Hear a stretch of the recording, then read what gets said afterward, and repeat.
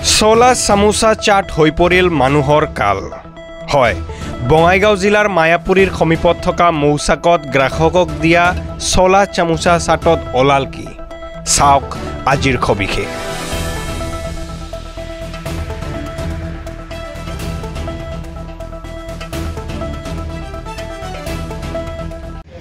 এটা হল মৌচাক।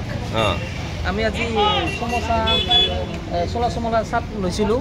লোৱাৰ ভিতৰতে আমাৰ এই গুণা 2 টুকুৰামান পৰিছিল। আমাৰ সৰু মানুহ আছিল, খাব দিছিল। খাব যোৱাতে এনেকুৱা পৰিছিল কি এইটো মোৰ ফটো মাৰাও আছে, ভিডিঅ' কৰাও আছে। এইটো মোৰ লগতে প্ৰুফটো আছে এতিয়াও।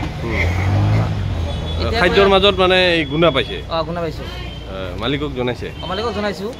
কি কৈছে মালিকে? জনাৰ পিছত কৈছে ভুল হৈছে বুলি কৈছে। ভুল হৈছে বুলি কৈছে। আৰু গুণাটো মই 2 টুকুৰা দিছিলোঁ, 1 টুকুৰা মোক আৰু পিছত ৰিটাৰ্ণ মই লৈছোঁ।